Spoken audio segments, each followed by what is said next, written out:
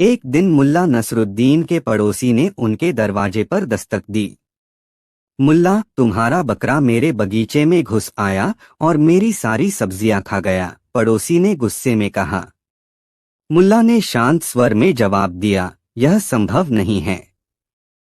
मेरा बकरा तो हमेशा बंधा रहता है। पड़ोसी गुस्से से बोला, मैंने खुद उसे देखा है। वह तुम्हारा ही बकरा था।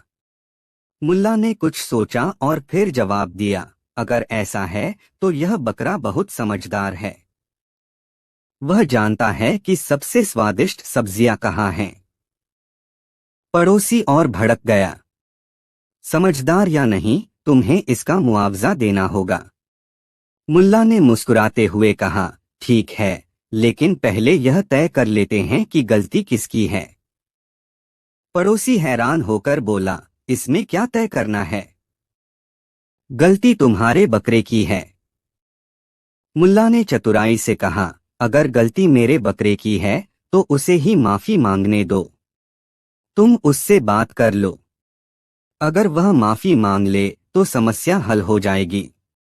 पड़ोसी ने गुस्से में कहा, बकरा माफी कैसे मांगेगा? वह तो बोल ही नहीं सकता। मुल्ला ने गहरी सांस लेते हुए जवाब दिया, तो फिर इसमें मेरी क्या गलती?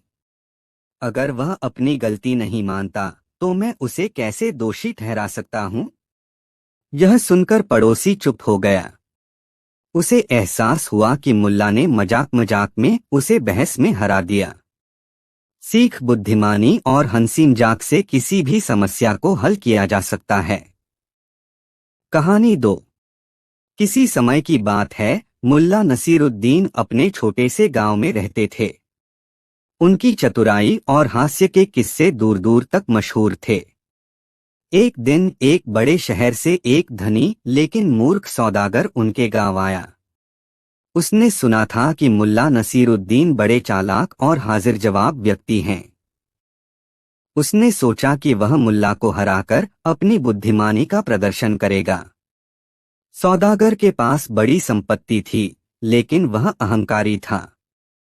उसने गांव के लोगों के सामने घमंड से कहा, मैं इतना समझदार हूं कि मुझे हराना किसी के बस की बात नहीं।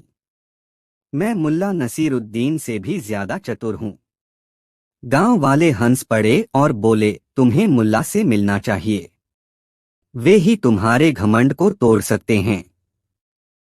सौदागर ने मुल्ला नसीरुद्दीन को चुनौती देने का निश्चय किया और उनके पास पहुंचा। उसने कहा, मुल्ला, मैंने सुना है कि तुम बड़े चतुर हो। अगर तुम मेरे सवालों का सही जवाब दे सके तो मैं तुम्हें सोने की 10 अशर्फियां दूंगा। लेकिन अगर तुम हार गए तो तुम्हें मुझे अपना गधा देना होगा। मुल्ला मुस्कुराए और बोले, ठीक है सौदागर साहब, मैं तैयार हूं। सवाल पूछिए। पहली चुनौती। सौदागर ने अपना पहला सवाल पूछा, बताओ आसमान में कितने ग्रह तारे हैं? मुल्ला ने शांत स्वर में कहा, यह सवाल तो आसान है। आसमान में इतने ग्रह तारे हैं जितने तुम्हारे गधे के शरीर पर बाल हैं। अगर तुम्हें यकीन नहीं होता तो गिन लो। सौदागर को कोई जवाब नहीं सूझा। गांव वाले हंस पड़े। दूसरी चुनौती। सौदागर थोड़ा गुस्से में आ गया। उसने दूसरा सवाल पूछा, बताओ धरती के केंद्र कहाँ है? मुल्ला ने अपनी छड़ी से जमीन पर एक बिंदु बनाया और कहा, यही धरती का केंद्र है। अगर तुम्हें यकीन नहीं तो माप लो। सौदागर फिर निरुत्तर हो गया। अब वह झुंझला चुका था।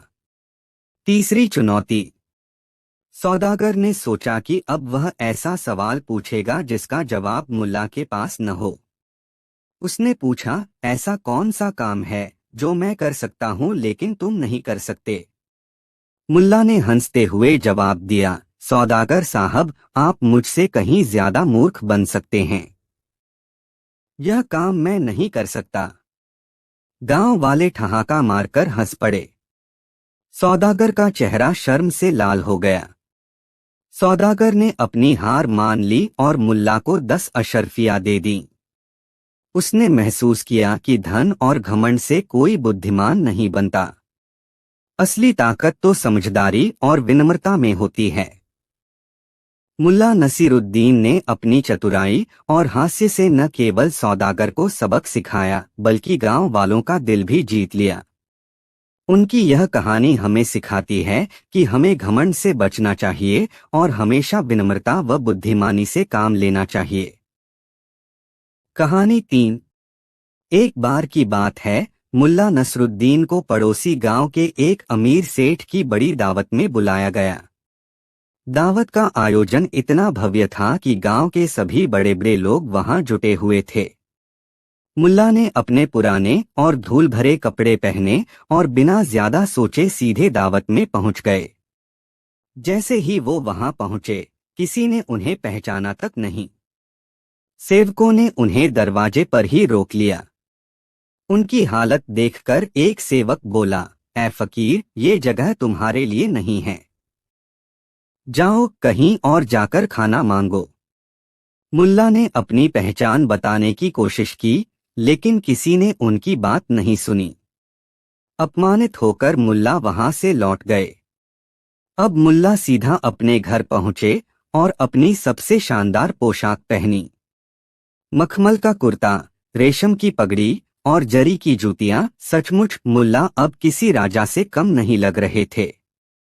वो फिर से उसी दावत में गए। इस बार न सिर्फ उन्हें अंदर जाने दिया गया, बल्कि सेठ ने खुद उनका स्वागत किया। मुल्ला ने देखा कि सभी लोग उनकी पोशाक की तारीफ कर रहे थे। उन्होंने अपने आसपास बैठे लोगों को देखा और मुस्कुराते हुए चुपचाप खाना शुरू कर दिया। लेकिन फिर उन्होंने जो किया, उसने सबको हैरान कर दिया। मुल्ला ने खाना उठाया और अपने कपड़ों पर डालना शुरू कर दिया। कभी बिरयानी पगड़ी पर डालते तो कभी खीर अपनी जेब में भरते। यह देखकर सभी चौंक गए। मुल्ला, ये क्या कर रहे हो? सेठ ने पूछा। मुल्ला ने मुस्कुराते हुए जवाब दिया, यह खाना मेरी पोशाक के लिए है, क्योंकि इज्जत तो इन्हीं को मिली है, मुझे नहीं।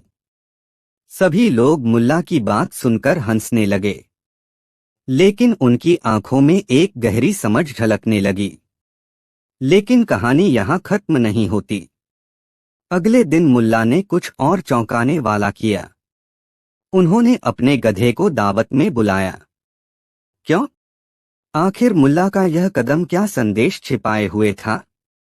क्या गधे ने भी वही सम्मान पाया जो मुल्ला की पोशाक ने पाया था, या यह मुल्ला की किसी और गहरी चाल का हिस्सा था?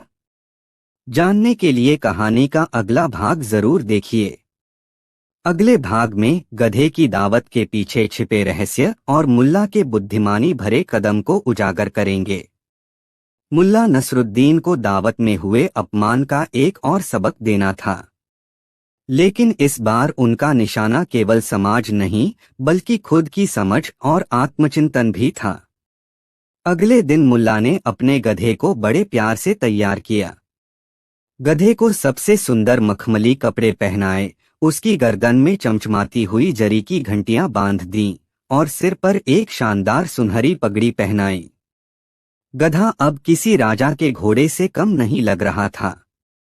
मुल्ला ने गधे की रस्सी पकड़ी और उसे लेकर उसी सेठ की हवेली पहुंचे जहां दावत हो रही थी। जैसे ही वह पहुंचे, लोगों की निगाहें गधे पर टिक गईं। कुछ लोग हैरान थे तो कुछ मुस्कुरा रहे थे। सेठ ने मुल्ला को देखा और आश्चर्य से पूछा, मुल्ला, तुम इस गधे को दावत में क्यों लाए हो? मुल्ला ने सहजता से कहा, यह दावत तो इज्जतदार मेहमानों के लिए है और आप सभी ने तो कल मेरी पोशाक को ज्यादा इज्जत दी थी। मैंने सोचा आज यह गधा भी पोशाक पहनकर आपकी इज्जत का हकदार बने। सेठ समेत सभी मेहमान हंसी में फूट पड़े, लेकिन उनकी हंसी ज्यादा देर तक नहीं टिक सकी, क्योंकि अगले ही पल मुल्ला ने ऐसा कुछ कहा जिससे सन्नाटा छा गया। मुल्ला ने गधे की रस्सी कसकर पकड़ी और कहा, सच तो यह है कि हम सभी इस गधे से ज्यादा अलग नहीं हैं। हम दिखावे के कपड़ों और बाहरी सजावट के पीछे अपनी असली पहचान छिपा लेते हैं। लेकिन अगर यह गधा बोल सकता तो शायद हमारी असलियत हमें ही बता देता। लोग सोच में पड़ गए। सेठ ने झेंपते हुए कहा, मुल्ला, तुमने हमें सिखा दिया कि इंसान की असल पहचान उसके कपड़ों या बाहरी रूप से नहीं होती। लेकिन जैसे ही मुल्ला जाने लगे, उन्होंने एक और रहस्यमयी वाक्य कहा, पर यह गधा भी समझदार है। इसे भी अपनी इज्जत करनी आती है। और हो सकता है यह मुझसे भी ज्यादा चालाक हो। लोग यह सुनकर चौंक गए। किसी ने पूछा, क्या मतलब मुल्ला? क्या गधा भी कुछ करने वाला है? मुल्ला मुस्कुराए और बोले, कभी कभी खामोश साथी भी बड़े राज छिपा लेते हैं। अगर जानना है कि यह गधा क्या कर सकता है तो अगली बार इसे ध्यान से देखना। तो अब सवाल यह है, क्या गधा वाकई मुल्ला की योजना का हिस्सा था? क्या यह सिर्फ मजाक था या इसके पीछे कोई और रहस्य छिपा है? अगली कहानी में मुल्ला के गधे की अनोखी चाल और एक और बड़ा सबक लेकर आएंगे। मुल्ला नसरुद्दीन का गधा अब पूरे गांव में चर्चा का विषय बन चुका था। जिस तरह मुल्ला उसे सजाकर दावत में ले गए थे, लोगों ने उसकी चालाकी और उसकी सजावट पर खूब बातें की। लेकिन मुल्ला के गधे के साथ अभी एक और अध्याय बाकी था। एक दिन मुल्ला ने अपने गधे को लेकर बाजार का रुख किया। बाजार में हलचल मची थी। सेठ अपने कारोबार में व्यस्त थे, किसान अपनी फसल बेच रहे थे और महिलाएं सौदेबाजी में जुटी थीं। तभी मुल्ला का गधा अचानक बीच बाजार में रुक गया और जोर जोर से रेंकने लगा। लोगों की निगाहें उसकी तरफ मुड़ी। एक सेठ ने झुंझलाते हुए कहा, मुल्ला, इसे यहाँ क्यों लाए हो? यह गधा बाजार का कामकाज क्यों बिगाड़ रहा है? मुल्ला ने शांत स्वर में कहा, सेठ जी, यह गधा आपसे कुछ कहना चाहता है। लोग हंसने लगे। क्या गधा बोलता है? एक युवक ने मजाक उड़ाते हुए कहा। मुल्ला मुस्कुराए और बोले, कभी कभी खामोशी में छिपा ज्ञान भी शोर मचा सकता है। सुनो, यह गधा तुम सभी को कुछ सिखाने आया है। मुल्ला ने गधे की पीठ पर रखा बोरा खोला। उसमें से बहुमूल्य वस्त्र, सोने की चूड़ियां और चांदी के सिक्के निकले। लोग यह देखकर हैरान रह गए। यह सब कैसे? सेठ ने चौंककर पूछा। मुल्ला ने बताया, जब मैंने इसे अच्छे कपड़े पहनाए तो कई लोग इसे पहचान नहीं सके। लोग इसे राजा का घोड़ा समझने लगे और इसकी पूजा करने लगे। मैंने इसका फायदा उठाकर इन अमीरों से दान लिया। गधा खुद कुछ नहीं बोला, लेकिन उसकी पहचान ने सबको मूर्ख बना दिया। लोग हंसी और हैरानी के बीच उलझ गए। तभी मुल्ला ने गधे के सिर पर हाथ फेरते हुए कहा, इस गधे ने साबित कर दिया कि हमारी दुनिया दिखावे पर जीती है। और अगर एक गधा भी ऐसा कर सकता है तो सोचो इंसान कितना चालाक हो सकता है। लेकिन कहानी यहीं खत्म नहीं होती। जैसे ही मुल्ला और उनका गधा बाजार से जाने लगे, एक बूढ़ा व्यक्ति भीड़ से बाहर आया और धीरे से बोला, मुल्ला, तुमने गधे की चालाकी तो दिखा दी, लेकिन इंसानों की असली पहचान कब दिखाओगे? मुल्ला ने गधे की रस्सी कसते हुए कहा, गधा तो अपना काम कर चुका। अगली बार इंसानों की बारी है। लेकिन क्या तुम तैयार हो यह देखने के लिए कि असली गधा कौन है? तो अब सवाल उठता है, मुल्ला किस असली गधे की बात कर रहे थे? और इंसानों की पहचान दिखाने के लिए उनकी अगली योजना क्या थी? अगली कहानी में मुल्ला के इस सवाल का जवाब और समाज को आईना दिखाने वाली उनकी नई चाल सामने आएगी। गधे की दावत और बाजार के बाद मुल्ला की बुद्धिमानी और चतुराई की चर्चा चारों ओर फैल चुकी थी। लोग उनकी हर हरकत पर नजर रख रहे थे, लेकिन मुल्ला अभी भी चुप थे। वह जानते थे कि उनकी अगली चाल न सिर्फ मजेदार होगी, बल्कि समाज को एक गहरी सीख भी देगी। एक दिन मुल्ला ने पूरे गांव को एक बड़े पेड़ के नीचे इकट्ठा होने का न्योता दिया। लोगों में उत्सुकता थी, अब मुल्ला क्या करने वाले हैं। गांव के सभी लोग वहां पहुंचे और मुल्ला अपने गधे के साथ पहले से तैयार खड़े थे। जैसे ही भीड़ जमा हुई, मुल्ला ने कहा, आज मैं आप सबको एक खेल दिखाने वाला हूं। इस खेल का नाम है असली गधा कौन। लोग हंसने लगे, लेकिन उनकी जिज्ञासा भी बढ़ गई। मुल्ला ने गधे के आगे एक बड़ा कटोरा रखा, जिसमें पानी और दाल मिला हुआ था। फिर उन्होंने पास ही एक थाली में रंग बिरंगे लड्डू रख दिए। उन्होंने लोगों से कहा, अब देखो यह गधा क्या चुनता है, पानी और दाल या लड्डू। गधा स्वाभाविक रूप से पानी और दाल की तरफ बढ़ा। भीड़ में ठहाके गूंज उठे। देखा, गधा गधा ही रहेगा। मिठाई छोड़कर सीधे दाल पर चला गया। मुल्ला ने मुस्कुराते हुए कहा, क्या तुम सब भी ऐसा ही सोचते हो? लोगों ने हामी भरी। मुल्ला ने गधे के सिर पर हाथ फेरते हुए कहा, अब मैं तुम्हें कुछ और दिखाऊंगा। उन्होंने भीड़ की तरफ देखा और पूछा, अगर यही खेल तुम लोगों के साथ खेला जाए तो क्या तुम भी वही चीज चुनोगे जो तुम्हारे लिए सही है? लोग चुप हो गए। मुल्ला ने अपनी बात जारी रखी, यह गधा जानता है कि इसे दाल और पानी से ऊर्जा मिलेगी। यह अपनी भूख और जरूरत के हिसाब से सही चुनाव करता है। लेकिन इंसान अक्सर अपनी जरूरत को नजरअंदाज कर दिखावे और शौक के पीछे भागता है। तो अब बताओ, असली गधा कौन हुआ? लोग अवाक रह गए। भीड़ में सन्नाटा छा गया। तभी एक युवक बोला, मुल्ला, क्या आप कहना चाहते हैं कि हम अपनी इच्छाओं के गुलाम हैं? मुल्ला ने गंभीर स्वर में जवाब दिया, गुलामी की बात नहीं, पर समझदारी की है। अगर तुम दिखावे और झूठी चमकदमक के पीछे भागते हो तो गधा भी तुमसे बेहतर साबित होता है। यह कहकर मुल्ला ने गधे की रस्सी पकड़कर उसे जाने दिया। गधा मस्ती से सिर हिलाता हुआ अपने रास्ते पर चला गया। मुल्ला ने जाते जाते कहा, गधा तो अपनी दुनिया में खुश है, लेकिन तुम लोग सोचो और समझो कि तुम अपनी जिंदगी में क्या चुन रहे हो। लेकिन यहाँ कहानी खत्म नहीं हुई। जैसे ही मुल्ला जाने लगे, एक बच्चा भीड़ से बाहर आया और बोला, मुल्ला, अगर गधा इतना समझदार है तो क्या वह इंसान बन सकता है? मुल्ला रुक गए।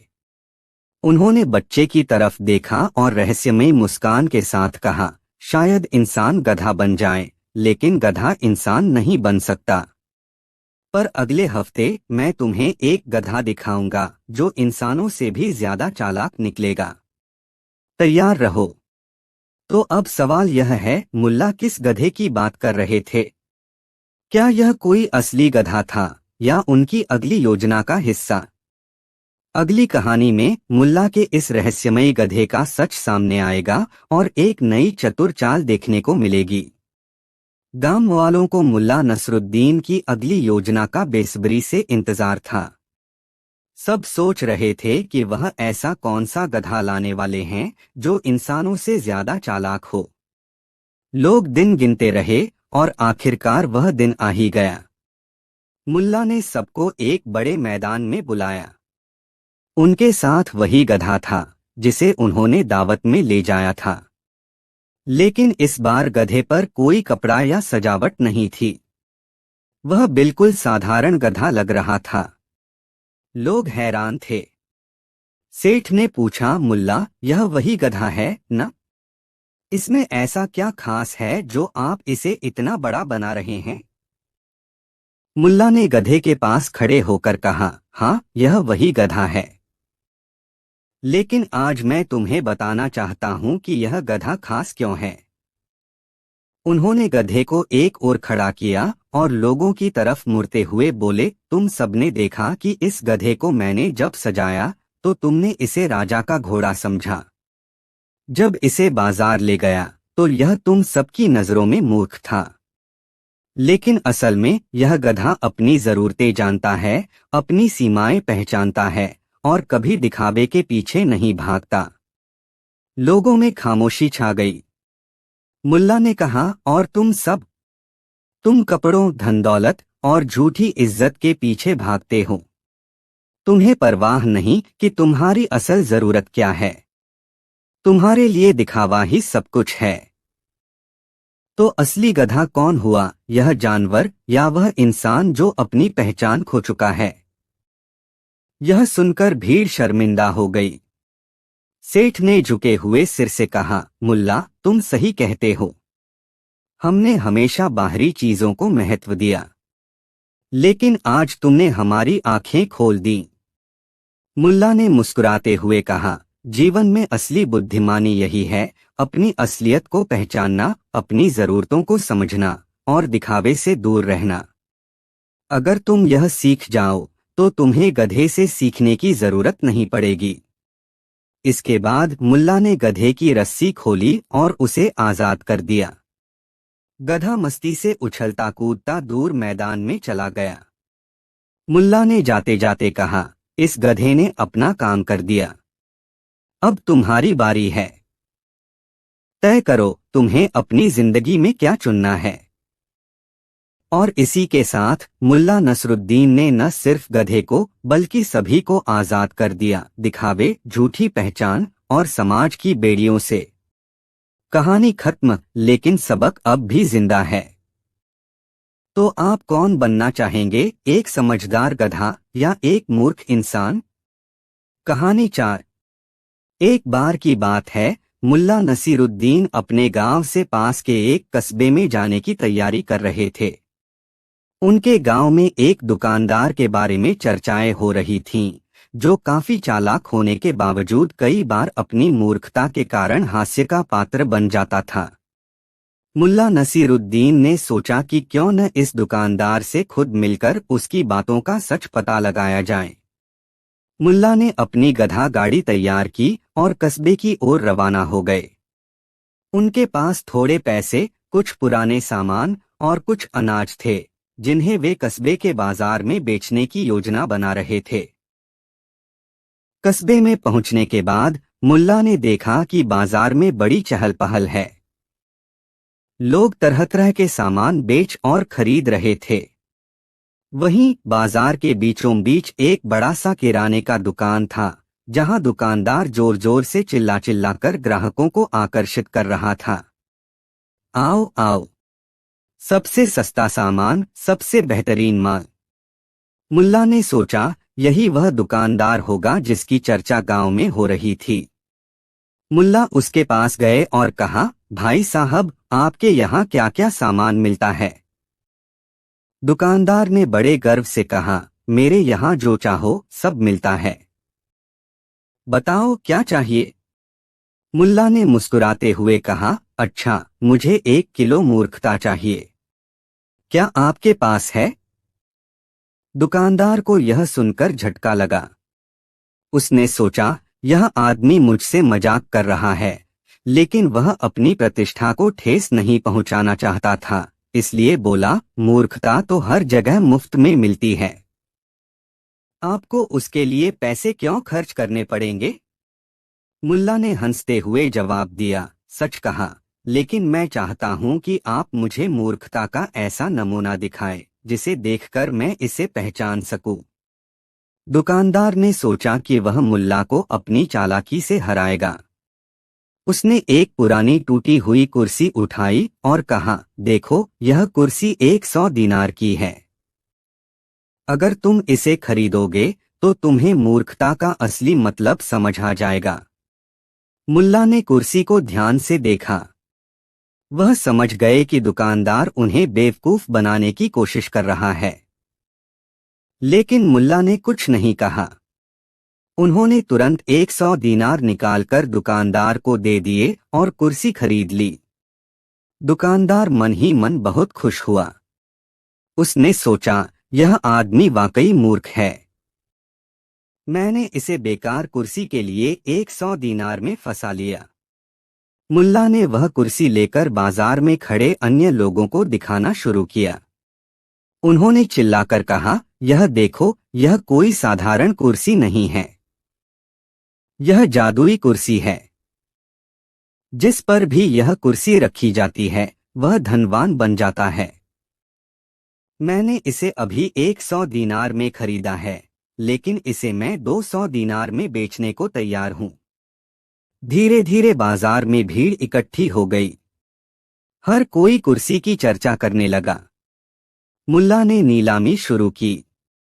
लोगों ने सोचा कि यदि यह कुर्सी वाकई जादुई है तो इसे खरीदने में नुकसान नहीं होगा। देखते ही देखते कुर्सी का दाम 200 से बढ़कर 500, फिर 1000 दीनार तक पहुंच गया। आखिरकार एक अमीर व्यापारी ने 1500 दीनार में कुर्सी खरीद ली। दुकानदार यह सब देखकर हैरान रह गया। उसने सोचा, यह आदमी तो मुझसे भी बड़ा चालाक निकला। मैंने इसे मूर्ख बनाने की कोशिश की, लेकिन इसने मेरी ही मूर्खता को सबके सामने उजागर कर दिया। मुल्ला ने दुकानदार के पास आकर कहा, देखो भाई, मूर्खता केवल मुफ्त में ही नहीं मिलती, कभी कभी लोग इसके लिए भारी कीमत भी चुकाते हैं। इस कहानी से यह सीख मिलती है कि चालाकी और मूर्खता के बीच फर्क समझना जरूरी है।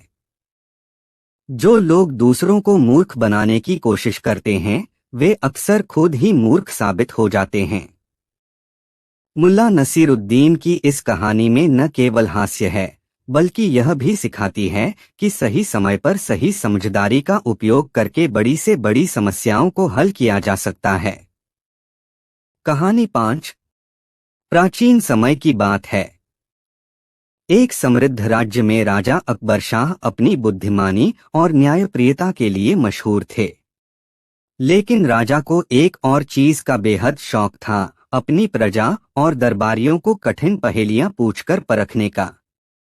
एक दिन दरबार में राजा ने घोषणा की, आज मैं 3 ऐसी पहेलियां पूछूंगा जिनका जवाब देना असंभव है। जो जवाब देगा उसे इनाम मिलेगा और जो नहीं दे पाएगा उसे 3 दिन तक राजमहल की सफाई करनी होगी। सभी दरबारी एक दूसरे का मुंह ताकने लगे।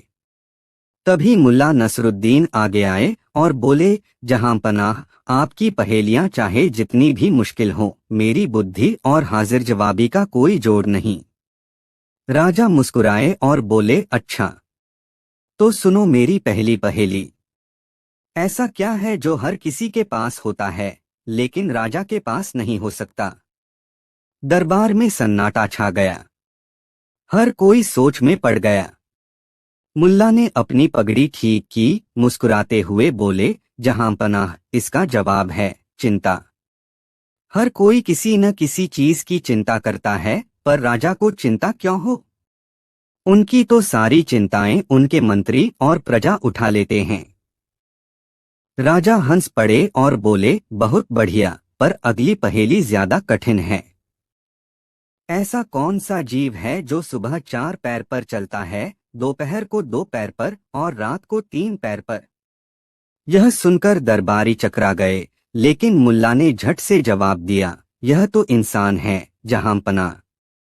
बचपन में वह घुटनों के बल चलता है, जवानी में अपने पैरों पर खड़ा होता है और बुढ़ापे में लाठी का सहारा लेता है।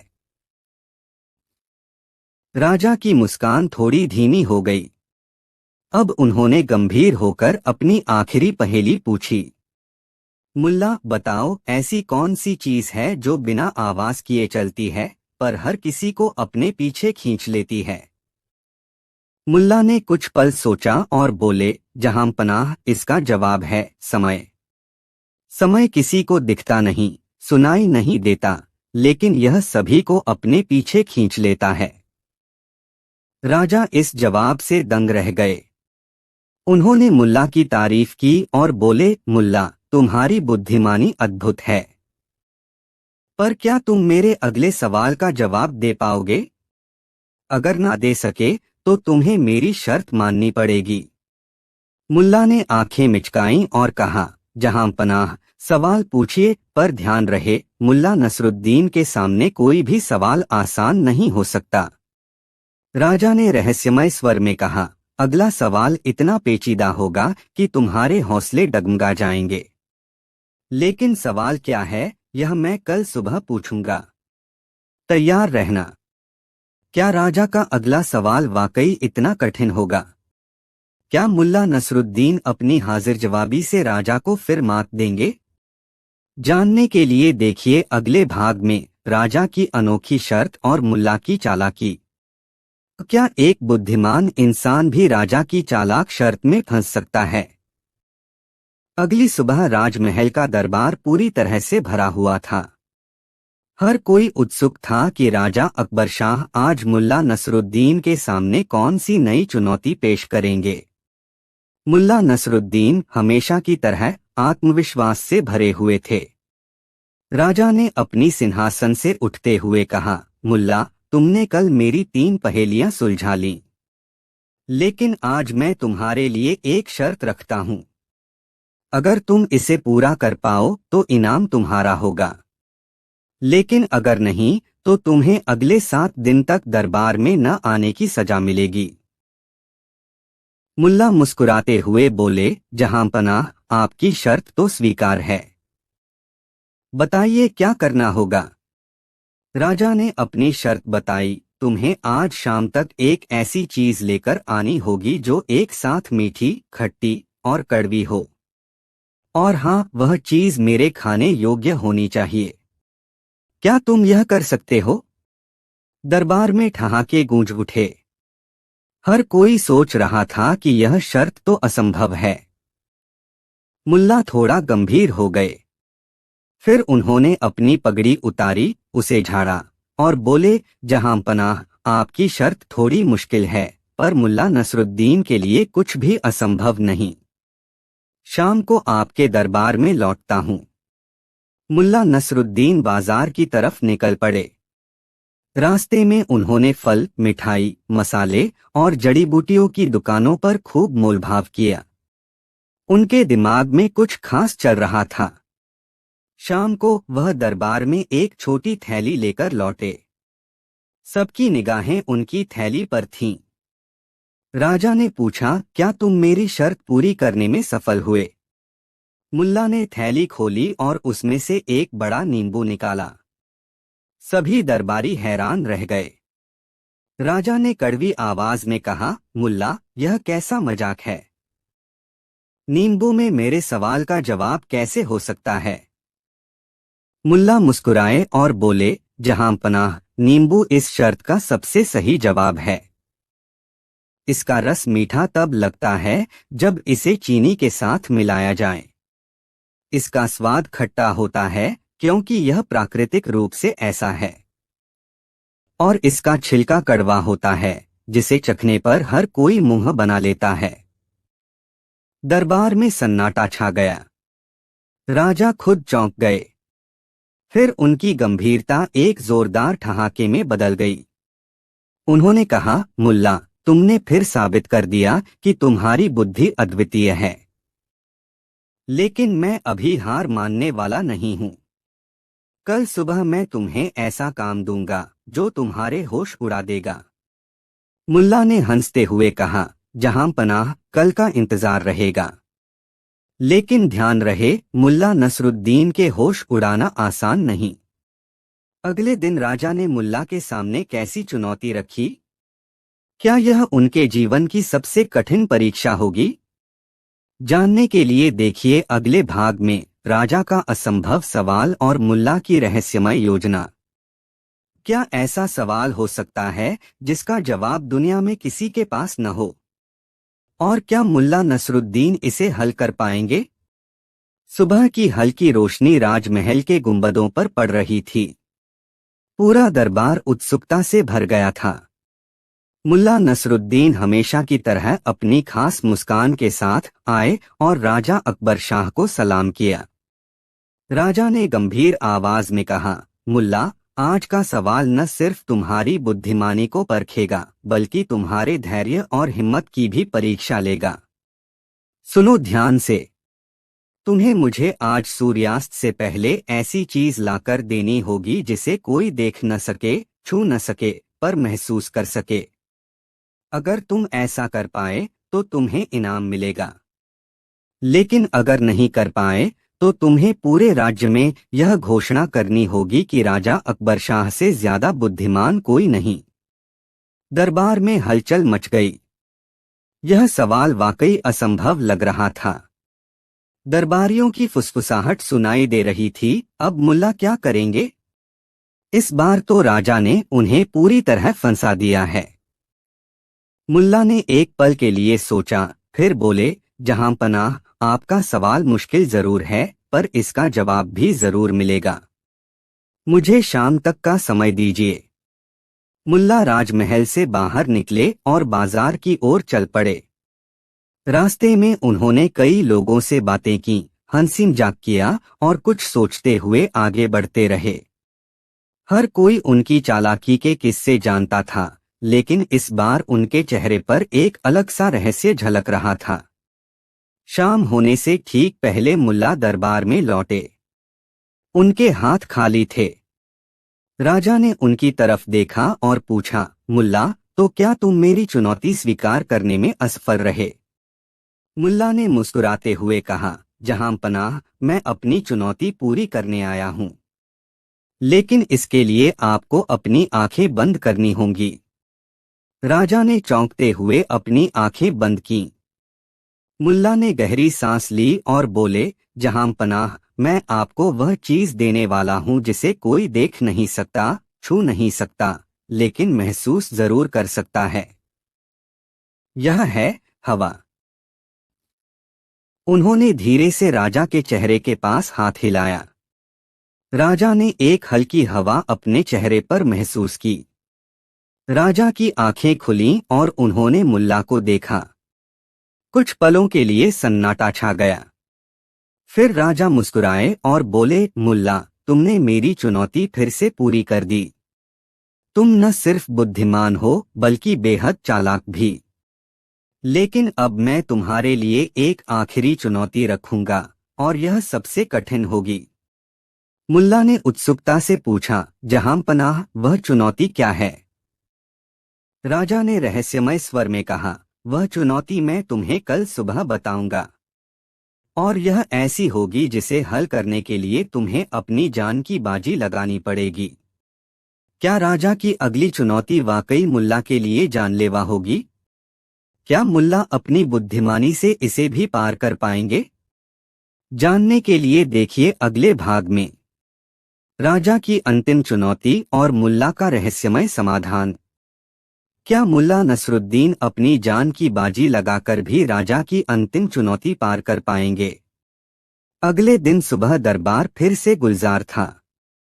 राजा अकबर शाह का चेहरा गंभीर था, जैसे वह एक ऐसा सवाल रखने वाले थे जो किसी के लिए भी हल करना असंभव हो।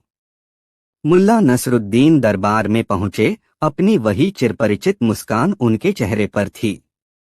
राजा ने मुल्ला से कहा, मुल्ला, आज मैं तुम्हें एक ऐसी चुनौती दूंगा जो तुम्हारे जीवन के सबसे कठिन फैसले पर आधारित होगी। तुम या तो इसे स्वीकार करोगे और पूरी तरह जीत पाओगे, या फिर तुम्हें अपनी जान की कीमत चुकानी पड़ेगी।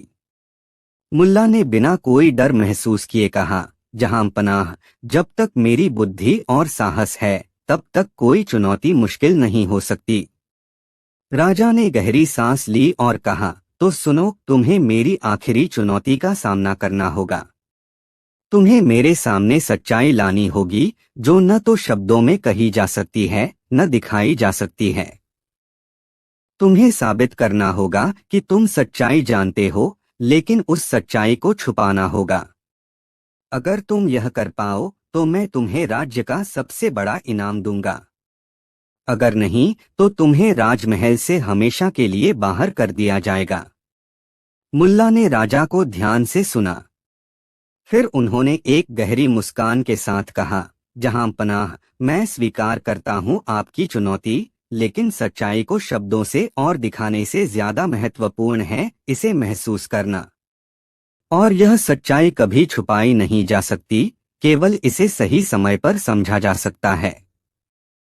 राजा चौंक गए। वे नहीं समझ पाए कि मुल्ला का क्या मतलब था।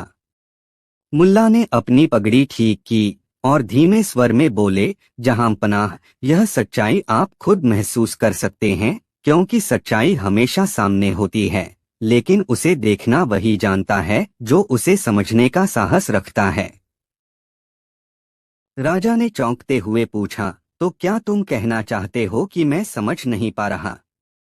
मुल्ला ने शांतिपूर्वक कहा, नहीं जहां पनाह, मैं बस यह कहना चाहता हूं कि जो सच्चाई है वही सबसे बड़ी जीत होती है। अगर मैं इसे आपको दिखाऊं तो मैं आपके प्रश्न का सही उत्तर नहीं दे सकता, लेकिन अगर आप इसे महसूस कर पाएंगे तो आप खुद जान पाएंगे कि मुल्ला नसरुद्दीन ने किस तरह से सच्चाई को सामने लाया। राजा कुछ समय तक चुप रहे, फिर एक हल्की मुस्कान उनके चेहरे पर आई। मुल्ला, तुम्हारी बुद्धि और तुम्हारा साहस बेमिसाल है।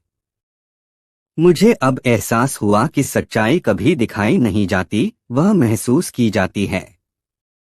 और तुम्हारी इस चतुराई के बाद मैं तुम्हें राज्य का सबसे बड़ा इनाम देना चाहता हूँ। तुम मेरे दरबार के सबसे प्रिय सदस्य बन गए हो। दरबार में सभी दरबारी मंत्रमुग्ध हो गए। मुल्ला ने सिर झुकाया और कहा, धन्यवाद जहांपना। यह मेरी जीत नहीं है, बल्कि सच्चाई की जीत है। राजा ने घोषणा की, मुल्ला नसरुद्दीन, तुमने न केवल मेरी चुनौती को पार किया, बल्कि यह साबित किया कि असली ताकत और बुद्धिमानी सिर्फ जवाब देने में नहीं, बल्कि सही सवाल पूछने में होती है। मुल्ला ने अपनी आखिरी हंसी छोड़ी और बोले, जहांपनाह, असल में जीवन की सबसे बड़ी चुनौती यह है कि हम सवालों का सही जवाब कब, कहाँ और किससे पूछते हैं। और जब हम सही सवाल पूछते हैं तो खुद ब खुद जवाब मिल जाता है। राजा और मुल्ला की यह मित्रता और चतुराई की कहानी हमेशा के लिए दरबार में याद रखी गई। और यही सच्चाई थी कि कभी भी कुछ भी असंभव नहीं था जब तक मुल्ला नसरुद्दीन जैसा चतुर व्यक्ति साथ हो। कहानी 6। क्या कभी ऐसा हुआ है कि एक चोर अपने ही जाल में फंस गया हो? मुल्ला नसरुद्दीन की बुद्धिमानी से भरी यह कहानी चोरों को भी ईमानदारी का पाठ पढ़ा सकती है। एक रात जब पूरा गांव गहरी नींद में था, एक चोर मुल्ला नसरुद्दीन के घर में घुसने की कोशिश कर रहा था। मुल्ला को खिड़की पर हलचल का एहसास हुआ। वह समझ गए कि कोई चोर उनके घर में घुसने की कोशिश कर रहा है। मुल्ला ने सोचा, अगर मैं इसे सीधे पकड़ने की कोशिश करूंगा तो यह भाग जाएगा। क्यों न इसे सबक सिखाया जाए। मुल्ला ने चुपचाप अपना पुराना चोगा पहना और कमरे के बीचों बीच बैठ गए। उनके हाथ में एक संदूक था। संदूक देखकर चोर के चेहरे पर लालच झलकने लगा। उसने धीरे धीरे खिड़की से आवाज दी, मुल्ला, मैं तुम्हें नुकसान नहीं पहुंचाऊंगा। बस वह संदूक मुझे दे दो। मुल्ला मुस्कुराए और बोले, अरे, मुझे पता है कि तुम चोर हो, लेकिन तुम यहाँ आए हो तो खाली हाथ कैसे जा सकते हो? यह संदूक तुम्हारा ही है। आओ इसे ले जाओ। चोर को मुल्ला की बात पर यकीन नहीं हुआ। वह थोड़ा हिचकिचाया, लेकिन फिर लालच में आकर मुल्ला के पास आ गया। मुल्ला ने उसे संदूक थमाते हुए कहा, सुनो, इस संदूक में मेरे पूरे जीवन की कमाई छिपी है, लेकिन इसे ले जाने के लिए तुम्हें एक काम करना होगा। चोर ने चौंककर पूछा, क्या काम? मुल्ला ने जवाब दिया, यह संदूक बहुत भारी है। अगर तुम इसे नदी तक पहुंचा दो तो मैं तुम्हें इसे हमेशा के लिए दे दूंगा। चोर सोचने लगा कि नदी तक पहुंचने में कोई बुराई नहीं है। संदूक पाने के लालच में उसने हाँ कह दी। रात के अंधेरे में चोर संदूक उठाकर नदी की तरफ चल पड़ा। संदूक वाकई बहुत भारी था। वह पसीने पसीने हो गया, लेकिन लालच में चलते रहा। जब वह नदी के किनारे पहुंचा तो मुल्ला वहां पहले से खड़े मुस्कुरा रहे थे। चोर ने हैरान होकर पूछा, तुम यहाँ कैसे? मुल्ला ने हंसते हुए कहा, मैं तो पहले ही यहाँ था। अब संदूक खोलो और देखो इसमें क्या है। चोर ने हांफते हुए संदूक खोला, लेकिन संदूक खाली था। चोर गुस्से में चिल्लाया, मुल्ला, यह क्या मजाक है? इसमें तो कुछ भी नहीं है। मुल्ला ने गंभीर होकर कहा, यह संदूक तो खाली था, लेकिन मैं तुम्हें एक सबक देना चाहता था। तुमने लालच में आकर मेहनत की और नदी तक पहुंच गए। अगर इतनी मेहनत ईमानदारी के काम में लगाते तो तुम्हें चुराने की जरूरत ही नहीं पड़ती। चोर शर्मिंदा हो गया। उसने सिर झुका लिया और बोला, मुल्ला, तुमने सही कहा। मैं आज से चोरी छोड़ दूंगा और मेहनत से कमाने की कोशिश करूंगा। मुल्ला ने मुस्कुराकर कहा, याद रखना, मेहनत की कमाई सबसे बड़ा खजाना है। और हाँ, अगर दोबारा चोरी करने का मन करे तो मेरे पास आना, मैं तुम्हें और संदूक दे दूंगा। और इस तरह मुल्ला नसरुद्दीन ने अपनी चतुराई से चोर को सबक सिखाया। तो अब सोचिए, क्या आप भी कभी लालच में फंसकर गलत रास्ता चुनते हैं? अगर हाँ, तो याद रखें, मेहनत और ईमानदारी का कोई मुकाबला नहीं। चोर ने मुल्ला की बातों को सुना और उसकी आंखों में शर्म और पछतावा साफ दिखाई दे रहा था। उसने सिर झुकाते हुए कहा, मुल्ला, मैंने सच में बड़ी गलती की। अगर आप मुझे न सिखाते तो शायद मैं आज भी इसी रास्ते पर चलता रहता। अब मैं अपना जीवन बदलने का वादा करता हूँ। मुल्ला ने मुस्कुराकर चोर की पीठ थपथपाई और कहा, अच्छा है कि तुमने अपनी गलती स्वीकार की। याद रखना, असली खजाना उस मेहनत में है जो तुम अपने परिश्रम से कमाते हो, न कि उस चोरी में जो तुम दूसरों की मेहनत से लेते हो। चोर ने मुल्ला से आशीर्वाद लिया और गांव छोड़ दिया। लेकिन उसके दिल में एक नई सोच और आत्मविश्वास था। मुल्ला की चालाकी से वह चोर अपना रास्ता बदल चुका था। मुल्ला ने न सिर्फ चोर को बल्कि पूरे गांव को यह सिखा दिया कि बुरे कर्मों का फल हमेशा उल्टा ही होता है और सबसे बड़ा धन ईमानदारी और मेहनत में छिपा होता है। मुल्ला नसरुद्दीन का यह सबक गांव वालों के दिलों में हमेशा के लिए बस गया। अब कोई भी चोर या गलत राह पर चलने वाला इंसान जब भी गांव में आता, मुल्ला का नाम जरूर याद करता। और इस तरह मुल्ला नसरुद्दीन ने अपनी समझदारी और चतुराई से एक चोर को न सिर्फ उसका पाठ पढ़ाया बल्कि उसे एक नई राह दिखाई। तो इस कहानी से यह सीख मिलती है कि जीवन में सबसे महत्वपूर्ण चीज हमारी मेहनत और ईमानदारी है। बुरे कर्मों का कभी भी अच्छा परिणाम नहीं होता। कहानी खत्म। कहानी 7। एक समय की बात है, मुल्ला नसरुद्दीन नाम का एक बुद्धिमान और चतुर व्यक्ति था। उसकी हाजिर जवाबी और हास्य प्रेमी स्वभाव के कारण लोग उसे बहुत पसंद करते थे। मुल्ला की कहानियां और किस्से दूर दूर तक मशहूर थे। वह न केवल एक दिलचस्प किस्सागो था, बल्कि जीवन के हर पहलू में अपनी चतुराई और व्यावहारिक ज्ञान से समस्याओं का समाधान भी करता था। एक दिन मुल्ला नसरुद्दीन का सामना एक लालची सौदागर से हुआ। यह सौदागर धनी तो था, लेकिन उतना ही स्वार्थी और चालाक भी। वह अपने लाभ के लिए किसी भी हद तक जा सकता था। सौदागर ने सुना था कि मुल्ला नसरुद्दीन बहुत चतुर व्यक्ति है और लोगों को आसानी से बेवकूफ नहीं बनने देता। लेकिन लालची सौदागर ने ठान लिया कि वह मुल्ला को किसी न किसी प्रकार से मूर्ख बनाएगा और उसका मजाक बनाएगा। एक दिन सौदागर ने मुल्ला को अपने महल में आमंत्रित किया। उसने मुल्ला से कहा, मुल्ला, मैं तुम्हारी चतुराई की कहानियां बहुत सुन चुका हूँ, लेकिन क्या तुम अपनी बुद्धिमानी से मेरा मनोरंजन कर सकते हो? मुल्ला मुस्कुराते हुए बोला, मैं तो हर समय तैयार हूँ, लेकिन मनोरंजन के साथ साथ सीख भी होनी चाहिए। सौदागर ने हंसते हुए कहा, अगर तुमने मुझे प्रभावित किया तो मैं तुम्हें इनाम दूंगा, लेकिन अगर तुम विफल हुए तो तुम्हें मेरी सेवा करनी होगी। मुल्ला ने उसकी चुनौती स्वीकार कर ली। उसने सौदागर से कहा, ठीक है, मैं तुम्हें एक पहेली देता हूँ। अगर तुमने इसका उत्तर सही दिया तो मैं तुम्हारी सेवा करूंगा। लेकिन अगर तुम विफल हुए तो तुम्हें अपनी लालच छोड़नी होगी और ईमानदारी का जीवन अपनाना होगा। सौदागर ने चुनौती स्वीकार कर ली। मुल्ला ने अपनी पहेली शुरू की। एक आदमी के पास एक बर्तन है जो कभी खाली नहीं होता, चाहे उसमें कितना भी डाला जाए।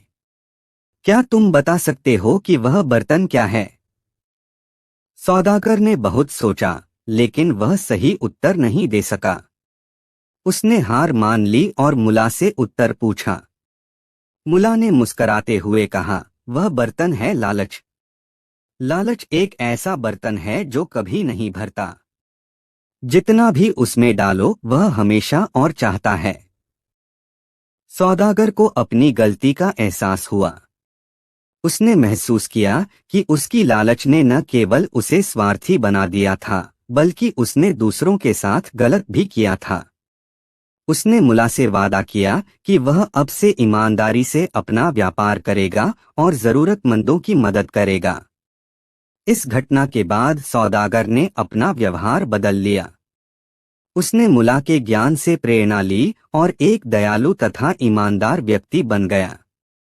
मुल्ला नसरुद्दीन की चतुराई और जीवन के प्रति दृष्टिकोण ने एक बार फिर सिद्ध कर दिया कि सच्चा ज्ञान और समझदारी लोगों को सही रास्ते पर ला सकते हैं।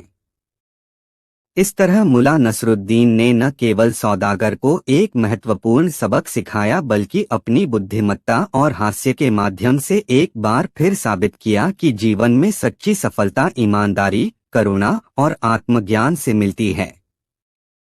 कहानी 8। पुराने जमाने की बात है, जब शहर का सबसे धनी व्यापारी हर गली मोहल्ले में अपनी दौलत और रसूख का दम भरता फिरता था। उसका नाम था अहमद। वो लोगों को कर्ज देकर ऊंचे ब्याज पर वसूल करता और उनकी मजबूरी का फायदा उठाता। एक दिन मुल्ला नसरुद्दीन को पैसों की जरूरत पड़ी। उन्होंने अहमद से एक सोने की अशर्फियों की थैली उधार ली। अहमद ने कर्ज देने से पहले शर्त रखी, मुल्ला, 3 महीने के भीतर मुझे मेरा पैसा लौटाओ। अगर नहीं लौटाया तो तुम्हें ब्याज सहित 2 गुना देना होगा। मुल्ला ने शांति से सिर हिलाया और कहा, ठीक है, पर मेरा एक सवाल है। अगर मैं तुम्हारा पैसा समय पर चुका दूं तो मुझे क्या मिलेगा? अहमद हंसकर बोला, मुल्ला, तुम दुनिया के सबसे भोले इंसान हो।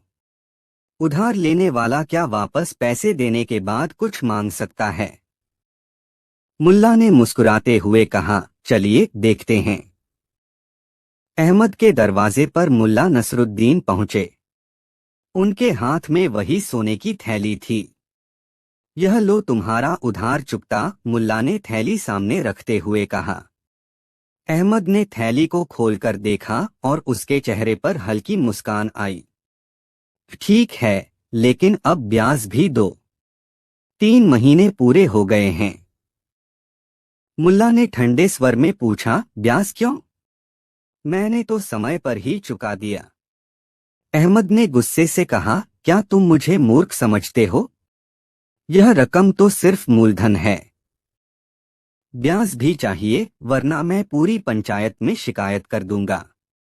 मुल्ला ने गहरी सांस लेते हुए कहा, ठीक है, पंचायत बुला लो। मेरे पास भी कहने को कुछ है। पंचायत में पूरा गांव इकट्ठा हो गया। एक तरफ अहमद था, जो अपने पैसे और ब्याज की मांग कर रहा था। दूसरी तरफ मुल्ला नसरुद्दीन, जो शांत और आत्मविश्वासी दिख रहे थे। मुल्ला ने पंचायत से कहा, अहमद का पैसा लौटाने में मैंने अपनी एक संपत्ति बेच दी। लेकिन जब मैंने कर्ज लिया था तो मेरे पास एक शर्त थी। क्या अहमद ने उस शर्त का जिक्र किया? पंचायत के मुखिया ने हैरानी से पूछा, शर्त? कैसी शर्त? मुल्ला ने मुस्कुराते हुए कहा, मैंने अहमद से कहा था कि अगर मैं समय पर पैसा लौटा दूं तो मुझे एक इनाम चाहिए। अब इनाम देने के बदले यह मुझसे ब्याज मांग रहा है। बताइए यह सही है या गलत? पंचायत में खुसुर पुसुर शुरू हो गई। अहमद हक्का बक्का रह गया। उसने कभी सोचा भी नहीं था कि मुल्ला ऐसा तर्क देंगे। लेकिन तभी मुल्ला ने अपनी बात बीच में रोक दी और रहस्यमय अंदाज में बोले, लेकिन रुको अहमद, तुम्हें याद है न कि मैंने तुम्हारे साथ एक और समझौता भी किया था। अहमद चौंक कर बोला, कौन सा समझौता? तुम क्या कह रहे हो? मुल्ला ने धीमे स्वर में कहा, अगर तुम्हें याद नहीं है तो सोच लो, या शायद तुम जानबूझकर छुपा रहे हो। पंचायत का माहौल गंभीर हो गया। हर कोई इस दूसरे समझौते के बारे में जानने के लिए बेचैन था। मुल्ला की मुस्कान ने पूरे गांव को और भी अधिक जिज्ञासु बना दिया। मुल्ला ने हवा में हाथ घुमाते हुए कहा, तो अब क्या पंचायत के सामने सच्चाई बताई जाए या इसे रहस्य ही रहने दिया जाए? अहमद का चेहरा पीला पड़ गया और लोग यह सोचने पर मजबूर हो गए, आखिर ऐसा क्या रहस्य है जो मुल्ला नसरुद्दीन छुपा रहे हैं। अगले भाग में जानिए कौन था सही और क्या था मुल्ला नसरुद्दीन का असली दांव। पिछली पंचायत के बाद पूरे गांव में एक ही चर्चा थी, मुल्ला नसरुद्दीन और व्यापारी अहमद के बीच हुआ दूसरा समझौता क्या था। लोग सोच रहे थे, क्या यह मुल्ला का नया दाव है या अहमद ने सच में कुछ छिपाया है। पंचायत के मुखिया ने अगले दिन फिर से सभा बुलाई। इस बार मुल्ला और अहमद के साथ गांव का हर व्यक्ति सच जानने को उत्सुक था। मुल्ला नसरुद्दीन ने सभा में आते ही एक छोटी सी छोटी संदूक अपने साथ रखी।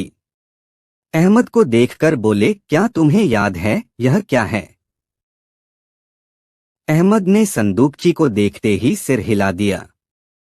नहीं, मुझे नहीं पता, और न ही मेरा इससे कोई लेना देना है। मुल्ला ने संदूकची खोलकर दिखाया। उसमें एक पुराना दस्तावेज रखा हुआ था। मुल्ला ने पंचायत को संबोधित करते हुए कहा, यह दस्तावेज इस बात का सबूत है कि जब मैंने अहमद से कर्ज लिया था तब मैंने इसे गिरवी रखा था। गिरवी रखने की बात सुनकर अहमद चौंक गया। उसने झट से कहा, यह झूठ है, तुमने ऐसा कुछ भी गिरवी नहीं रखा था। मुल्ला मुस्कुराते हुए बोले, तो इसका मतलब यह है कि तुम्हें याद नहीं। अच्छा, कोई बात नहीं, मैं खुद पंचायत के सामने इसे पढ़कर बता देता हूँ। मुल्ला ने दस्तावेज खोलकर पढ़ना शुरू किया। मैं अहमद यह स्वीकार करता हूँ कि अगर मुल्ला नसरुद्दीन ने मेरा पैसा समय पर लौटा दिया तो मैं उसे अपनी दुकान का एक दिन का मुनाफा इनाम के तौर पर दूंगा। यह सुनते ही पंचायत में सन्नाटा छा गया। अहमद की हालत खराब हो गई। उसने गुस्से से कहा, यह दस्तावेज फर्जी है, मैंने कभी ऐसा कुछ लिखा ही नहीं। मुल्ला ने शांति से कहा, अगर यह फर्जी है तो फिर इसे क्यों गिरवी रखूंगा, और अगर गिरवी नहीं रखा था तो तुम इसे अपने पास क्यों नहीं रखे हुए हो। गांव के मुखिया ने दस्तावेज को ध्यान से देखा। उस पर अहमद की मोहर और हस्ताक्षर थे। मुखिया ने अहमद से कहा, यह तुम्हारे हस्ताक्षर ही हैं। अब तुम क्या कहना चाहते हो? अहमद को चुप देखकर मुल्ला बोले, देखिए, मैं यहाँ किसी को नीचा दिखाने नहीं आया हूँ। मैं सिर्फ यह चाहता हूँ कि हर इंसान ईमानदारी से पेश आए, और अगर यह बात सही है तो अहमद को अपनी बात का सम्मान करना चाहिए। पंचायत ने अहमद को एक दिन की मोहलत दी। अहमद ने तय किया कि वह मुल्ला को सबक सिखाएगा। उस रात उसने चुपके से मुल्ला के घर पर जाकर संदूकची की एक नकल बनाई और असली दस्तावेज बदल दिया। अगले दिन पंचायत में अहमद ने दस्तावेज पेश किया। इस बार दस्तावेज में लिखा था, मैं मुल्ला नसरुद्दीन यह स्वीकार करता हूं कि मैंने अहमद से बिना किसी शर्त के कर्ज लिया था। पंचायत में दस्तावेज को देखकर मुखिया ने कहा, यह तो बिल्कुल अलग है। मुल्ला, अब तुम क्या कहोगे? मुल्ला ने सिर खुजाते हुए हंसकर कहा, तो यह दस्तावेज बदल गया, लेकिन क्या कोई मुझे यह बताएगा कि दस्तावेज बदलने वाला कौन है? गांव वाले आश्चर्यचकित हो गए। अहमद ने घबराते हुए कहा, मुझे नहीं पता। यह दस्तावेज तो सही है। मुल्ला ने अपनी जेब से एक और संदूकची निकाली और कहा, लेकिन यह देखो, इसमें असली दस्तावेज है जिसे मैंने कल रात पंचायत के पास जमा कराया था। पंचायत के मुखिया ने संदूकची खोली। इसमें वही पहला दस्तावेज निकला। यह देखकर अहमद का चेहरा सफेद पड़ गया। उसने कहा, यह कैसे हो सकता है? मुल्ला मुस्कुराए और बोले, अब यह कहानी यहीं खत्म नहीं होगी। लेकिन क्या सच में यह कहानी दस्तावेज की है या अहमद और उसकी नीयत की? मुल्ला ने हवा में देखते हुए कहा, अहमद, अब यह बताओ कि तुम्हारा असली खेल क्या है? सच कहोगे या यह दस्तावेज भी तुम्हारी एक और चाल का हिस्सा है? अगले भाग में जानिए क्या अहमद की सच्चाई सामने आएगी या मुल्ला नसरुद्दीन का दाव एक और रहस्य खोल देगा। पिछली पंचायत के बाद अहमद की रातों की नींद उड़ चुकी थी। मुल्ला नसरुद्दीन के चेहरे पर जो रहस्यमय मुस्कान थी, वह उसके दिल में डर पैदा कर रही थी। उसने सोचा, अगर मुल्ला को मेरा सच पता चल गया तो मेरी इज्जत मिट्टी में मिल जाएगी। अहमद ने अपनी चालें तेज कर दी। उसने गांव के कुछ प्रभावशाली लोगों को अपने पक्ष में करने की कोशिश की। उसने उन्हें उपहार दिए और कहा, अगर पंचायत में कोई विवाद बढ़े तो मेरा साथ देना। लेकिन मुल्ला नसरुद्दीन को भी इसकी भनक लग चुकी थी। अगले दिन पंचायत फिर से इकट्ठी हुई। गांव के लोग बेचैन थे। सब जानना चाहते थे कि आखिर दस्तावेज का रहस्य क्या है और मुल्ला ने आखिरी रात में ऐसा क्या दाव खेला था। मुल्ला नसरुद्दीन शांत स्वर में बोले, अहमद, दस्तावेज की असली सच्चाई बताने से पहले मैं तुमसे एक सवाल पूछता हूँ। क्या तुम्हें याद है कि मैंने तुम्हारे पास सिर्फ अशरफिया गिरवी रखी थीं या कुछ और भी? अहमद घबराते हुए बोला, सिर्फ अशरफिया और कुछ नहीं। मुल्ला ने गहरी सांस लेते हुए कहा, ठीक है, तो पंचायत को यह जानने का हक है कि उस रात तुमने मेरे घर के आसपास क्या किया था। अहमद के चेहरे का रंग उड़ गया। उसने कसम खाते हुए कहा, मैंने कुछ नहीं किया। यह सब झूठ है। इतने में मुल्ला ने पंचायत से कहा, अगर मैं एक गवाह पेश कर दूं जो यह साबित कर सके कि अहमद ने दस्तावेज बदलने की कोशिश की, तो क्या आप मेरी बात मानेंगे? पंचायत के मुखिया ने हामी भरी। मुल्ला ने आवाज लगाई, खान बाबा, अंदर आइए। अंदर एक बूढ़ा आदमी आया। वह गांव के सबसे पुराने गार्ड चौकीदार में से एक था। उसने पंचायत को बताया, कल रात मैंने अहमद को मुल्ला के घर के आसपास देखा था। उसके हाथ में एक संदूकची जैसी चीज थी। अहमद ने झट से कहा, यह आदमी झूठ बोल रहा है। मैं वहां नहीं था। मुल्ला मुस्कुराते हुए बोले, ठीक है, गवाह की बात न सही, लेकिन क्या अहमद इस बात का जवाब देगा कि उसके घर की दीवार पर वह दस्तावेज क्यों मिला जो उसने चोरी करने के बाद फाड़ने की कोशिश की थी? यह सुनते ही पंचायत में सनसनी फैल गई। मुखिया ने अहमद की तरफ देखा और पूछा, क्या यह सच है? अहमद कुछ बोल पाता इससे पहले मुल्ला ने दस्तावेज का एक टुकड़ा पंचायत के सामने रखा। यह टुकड़ा वही है जो अहमद ने फाड़ने की कोशिश की, लेकिन सच फाड़ा नहीं जा सकता। पंचायत ने फैसला सुनाया कि अहमद को अपनी गलती माननी चाहिए। लेकिन ठीक उसी समय अहमद जोर से हंसा और बोला, ठीक है मुल्ला, तुमने मुझे यहाँ हरा दिया, लेकिन मैं तुम्हें एक बात बताना चाहता हूँ। क्या तुम्हें पता है कि वह दस्तावेज मेरे लिए इतना महत्वपूर्ण क्यों था? मुल्ला ने चौंक कर पूछा, क्यों? उसमें ऐसा क्या लिखा था? अहमद रहस्यमय स्वर में बोला, वह सिर्फ तुम्हारे कर्ज की बात नहीं करता। उसमें एक और रहस्य छिपा है जो तुम्हारी जिंदगी बदल सकता है। लेकिन क्या तुम सच में इसे जानना चाहते हो? पंचायत में सन्नाटा छा गया। सबकी निगाहें मुल्ला पर थीं। लेकिन मुल्ला शांत और मुस्कुराते हुए बोले, अगर सच में ऐसा है तो अगली पंचायत में यह रहस्य भी खोल दो। लेकिन याद रखना, जो जाल तुमने बुना है उसमें खुद फंसने का समय अब करीब आ गया है। मुल्ला ने हवा में इशारा करते हुए कहा, क्या अहमद का यह छुपा रहस्य सच है या यह उसकी एक और चाल है? क्या मुझे अपनी जिंदगी का सबसे बड़ा झटका मिलने वाला है? अगले भाग में जानिए अहमद के दस्तावेज का असली रहस्य क्या है और मुल्ला नसरुद्दीन इस नई चुनौती का कैसे सामना करेंगे। पिछली पंचायत के बाद पूरे गांव में चर्चा गर्म थी। अहमद का छुपा हुआ रहस्य क्या है, इसको जानने की उत्सुकता ने सभी को बेचैन कर दिया था। अगली पंचायत के दिन सुबह से ही लोगों की भीड़ जमा होने लगी।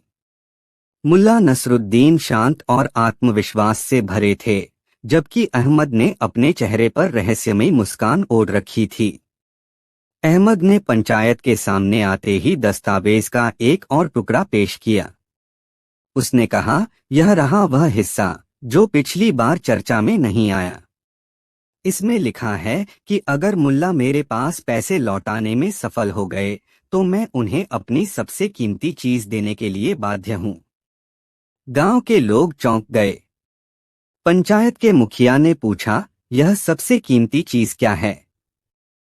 अहमद ने मुस्कुराते हुए कहा, मेरी सबसे कीमती चीज है वह दुकान जिससे मैं अपनी सारी संपत्ति कमाता हूं। लेकिन मैं इसे आसानी से नहीं दूंगा। मुल्ला ने अपनी दाढ़ी पर हाथ फेरते हुए कहा, यह तो सही है कि मैं समय पर कर्ज चुकाकर अपना अधिकार पा चुका हूं। लेकिन अहमद, सच बोलो, क्या तुमने यह शर्त अपनी मर्जी से रखी थी या इसके पीछे भी कोई चाल थी? अहमद ने ठहाका लगाते हुए कहा, यह शर्त मैंने रखी थी, लेकिन इस उम्मीद में कि तुम कभी समय पर पैसे नहीं चुका पाओगे। मुझे लगा था कि ब्याज के बोझ तले तुम दब जाओगे, लेकिन तुमने मेरी उम्मीदों को तोड़ दिया। अब मेरी दुकान तुम्हारी है। मुल्ला ने शांत स्वर में पूछा, तो अब तुम क्या करोगे अहमद? क्या ईमानदारी से यह स्वीकार करोगे कि तुम्हारा लालच तुम्हें ले डूबा या कोई और चाल चलेगा? अहमद गंभीर हो गया और बोला, मुल्ला, मैं तुम्हें हारते हुए देखना चाहता था, लेकिन मुझे अब समझ आ गया है कि तुम्हारी चतुराई और ईमानदारी के सामने मैं कभी नहीं टिक सकता। यह दुकान अब तुम्हारी है, लेकिन मुझे एक आखिरी मौका चाहिए जिससे मैं अपनी गलती सुधार सकूं। मुल्ला ने उसकी आंखों में देखा और कहा, तुम्हें अपनी गलती सुधारने का मौका तभी मिलेगा जब तुम ईमानदारी से अपनी नीयत बदलोगे। और अगर तुम अपनी दुकान चलाना चाहते हो तो चलाओ, लेकिन अब अपने लाभ का एक हिस्सा हर महीने गरीबों की मदद के लिए दान करना होगा। अहमद ने पंचायत के सामने वादा किया कि वह अपनी दुकान का मुनाफा ईमानदारी से चलाएगा और हर महीने गरीबों की मदद करेगा।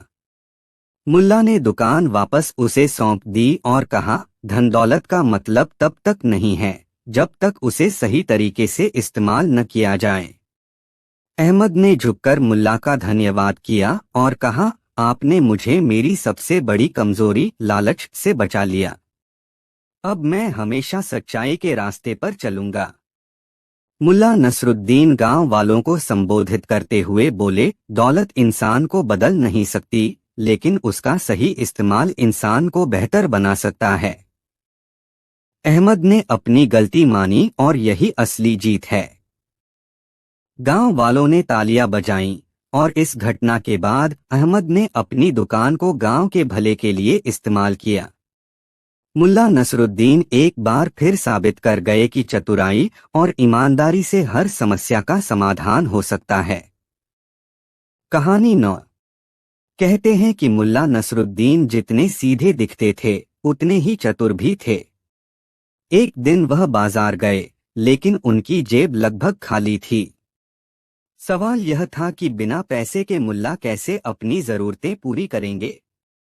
जब बाजार में पहुंचे तो देखा कि हर कोई अपने अपने सामान को सबसे अच्छा बता रहा था। किसी ने अपनी दुकान पर चमचमाते बर्तन सजाए थे, तो किसी ने मसाले की खुशबू से लोगों को खींचने की कोशिश की। लेकिन मुल्ला ने किसी चीज पर ध्यान नहीं दिया। उन्होंने पहले बाजार का चक्कर लगाया और सबकी बातें सुनी। फिर वे एक मिठाई की दुकान पर रुके। यह हलवा कैसे बेचा जाता है? मुल्ला ने गंभीरता से पूछा। दुकानदार मुस्कुराया और बोला, यह सबसे बढ़िया हलवा है जनाब। ताजी घी और शक्कर से बना है। एकदम बढ़िया स्वाद, सिर्फ 50 पैसे की एक प्लेट। मुल्ला ने सिर हिलाया और बोला, लेकिन मुझे इसे जांचना होगा। दुकानदार ने चौंक कर पूछा, जांचना कैसे? मुल्ला ने जवाब दिया, देखो भाई, यह हलवा मेरे पेट के लिए है। पहले मैं इसे सूंघूंगा, फिर उसका वजन देखूंगा, और अगर वह मेरे पेट के अनुकूल हुआ तो मैं खरीद लूंगा। दुकानदार ने हंसते हुए कहा, जनाब, आप यह जांच किस किताब में पढ़कर आए हैं? मुल्ला ने गंभीर चेहरा बनाकर कहा, यह वही किताब है जहां यह लिखा है कि मिठाई के असली स्वाद की पहचान केवल जानकार कर सकता है। इतना कहकर मुल्ला ने मिठाई का एक टुकड़ा खा लिया। दुकानदार ने गुस्से में कहा, यह क्या किया आपने? बिना पैसे दिए मिठाई खा ली। मुल्ला मुस्कुराए और बोले, भाई, मैं तो जांच ही कर रहा था। अगर तुम्हें मेरा तरीका पसंद नहीं तो मैं दूसरी दुकान से खरीद लूंगा। दुकानदार ने उन्हें घूरते हुए कहा, जाओ जाओ, लेकिन मेरी दुकान से मुफ्त में जांच नहीं होगी। मुल्ला आगे बढ़े और एक कपड़े की दुकान पर पहुंचे। वहां उन्होंने एक लंबा चमकीला कपड़ा देखा। यह कितना है? उन्होंने पूछा। दुकानदार ने कहा, यह 10 रुपए मीटर है। मुल्ला ने कपड़े को उलट पुलट कर देखा और बोला, मुझे सिर्फ 2 इंच चाहिए। क्या दाम घटेगा? दुकानदार ने उन्हें अजीब नजरों से देखा और कहा, इतने छोटे टुकड़े का मैं क्या करूं? मुल्ला ने मुस्कुराकर कहा, बस वही तो मैं पूछ रहा हूं। इतने बड़े कपड़े का मैं क्या करूं? पूरा बाजार ठहाकों से गूंज उठा, लेकिन मुल्ला को अब भी अपनी असली चालाकी दिखानी बाकी थी। जब उन्होंने गधे के लिए चारे की दुकान पर कुछ कहा तो बाजार के लोग उनके जवाब से हैरान रह गए। और अब सवाल उठता है, आखिर मुल्ला ने चारे की दुकान पर ऐसा क्या किया जिससे वह बाजार में और भी मशहूर हो गए? और इस बार क्या उनकी चालाकी सचमुच उनकी मदद करेगी या उन्हें मुसीबत में डालेगी? इसका जवाब जानने के लिए देखिए अगले भाग में गधे पर बैठे मुल्ला की अनोखी सीख। जब मुल्ला ने चारे की दुकान पर कदम रखा तो दुकानदार ने उनका स्वागत किया। आइए मुल्ला साहब, क्या लेंगे? मुल्ला ने गंभीर होकर पूछा, क्या तुम्हारे पास सबसे अच्छा चारा है? दुकानदार ने गर्व से कहा, बिल्कुल, यह चारा गधे के लिए सबसे बेहतरीन है। वह एक बार खा ले तो कभी भूखा नहीं रहेगा। मुल्ला मुस्कुराए और बोले, अच्छा, तो तुम गधे के पेट के लिए सबसे अच्छा चारा रखते हो, है ना? जी हाँ, बिल्कुल, दुकानदार ने कहा। तो फिर मुल्ला ने एक पेड़ की छांव में खड़े होकर कहा, मैंने सुना है कि गधे के पेट के लिए जो चारा सबसे अच्छा हो वही इंसान के पेट के लिए भी सबसे अच्छा होता है। दुकानदार हैरान हुआ, यह तो नया तरीका है मुल्ला साहब। मुल्ला ने हंसते हुए कहा, क्या फर्क पड़ता है? तुम बेचने के लिए चारा दिखाते हो, मैं तो खाने के लिए देख रहा हूँ। इतना कहकर मुल्ला ने दुकान से चारा लिया और उसे अपनी जेब में डाल लिया। दुकानदार ने एक पल के लिए सोचा कि मुल्ला के पास पैसे नहीं हैं, तो उसने कहा, मुल्ला साहब, पैसे तो दे दो। मुल्ला मुस्कुराए और बोले, पैसे बाद में देंगे, पहले यह देखो कि गधा तुम्हारी दुकान से खरीदी गई चीजें खाता है या नहीं। तब दुकानदार चौंकते हुए बोला, गधा? तुम खुद गधे से भी बड़े हो मुल्ला। मुल्ला ने हंसते हुए कहा, गधा तो मैं नहीं हूँ, लेकिन जिस तरह से तुमने इस चारे की तारीफ की है उसी तरह मैं भी इसे आजमा रहा हूँ। लेकिन अगर ये चारा मुझे पसंद आया तो तुम्हें पता चलेगा कि तुमने मेरा फायदा कैसे किया। बाजार में मौजूद लोग अब समझ गए थे कि मुल्ला की चालाकी केवल चारे तक सीमित नहीं थी, बल्कि उन्होंने बाजार के हर व्यापारी को अपनी चतुराई से हरा दिया था। लेकिन सस्पेंस यह था, मुल्ला के जेब में पैसे नहीं थे, फिर उन्होंने चारा क्यों लिया और दुकानदार से पैसे नहीं दिए? क्या यह मुल्ला की नई चाल थी या वह किसी बड़े खेल की तैयारी कर रहे थे? यह सवाल अब भी बाकी था और इसके उत्तर के लिए मुल्ला की अगली चाल का इंतजार था। अगला भाग, मुल्ला का आखिरी जादू। बाजार में एक और मोड़। मुल्ला ने चारे की दुकान से चारा लेकर धीरे धीरे बाजार की भीड़ में कदम रखा। दुकानदार उनका पीछा कर रहा था, सोचते हुए कि मुल्ला ने बिना पैसे दिए चारा क्यों लिया। जब मुल्ला थोड़ी दूर गए तो दुकानदार ने चिल्लाते हुए कहा, मुल्ला साहब, पैसे तो दो। मुल्ला ने मुड़कर दुकानदार की ओर देखा और मुस्कुराते हुए कहा, क्या तुमने नहीं सुना? मैं एक गधा नहीं हूँ। दुकानदार हैरान होकर बोला, क्या मतलब? मुझे पता है, मुल्ला ने सिर झुकाते हुए कहा, जो चारा तुमने मुझे दिया है वह गधे के लिए है। लेकिन गधा खुद पैसे नहीं देता। मैं इंसान हूँ, इसलिए मैंने तय किया है कि पहले चारा खाऊं फिर पैसे दूं। अगर चारा स्वादिष्ट निकला तो पैसे देना तो बनता है। यह सुनकर दुकानदार चुप हो गया। वह समझ नहीं पाया कि मुल्ला ने उसे कैसे उलझा लिया। लेकिन एक बात तो साफ थी, मुल्ला नसरुद्दीन ने अपनी चालाकी से उसे पूरी तरह हरा दिया था। मुल्ला ने चारे का एक टुकड़ा खाया और दुकानदार से कहा, देखो, स्वाद ठीक है, लेकिन अब पैसे देना बाकी है, और जेब से 50 पैसे निकाले जो उन्होंने पहले के हलवे से बचाए थे। दुकानदार ने यह सोचते हुए पैसे ले लिए कि मुल्ला नसरुद्दीन ने इस पूरे खेल में उसे कितनी आसानी से मात दे दी थी। मुल्ला का तर्क समझने के बाद वह केवल हंसी में हंसा और फिर मुल्ला ने चुपके से अपना अगला कदम सोचते हुए कहा, अब जब चारा खा लिया है तो गधे को अपनी दुकान से क्या लाभ? दुकानदार सोचने लगा और फिर से कायम रहा। मुल्ला की अगली चाल क्या होगी यह किसी को नहीं पता था, लेकिन हर कोई जानता था कि मुल्ला की हर चाल में कुछ न कुछ छिपा होता है। कहानी यहीं खत्म होती है। क्या मुल्ला ने फिर से बाजार में अपनी चतुराई से सभी को मात दी, या अगले मौके पर कोई और चालाकी का खेल खेलने वाला था? किसी ने कहा है, मुल्ला की चालाकी कभी खत्म नहीं होती, बस एक नई चाल के इंतजार में रहती है।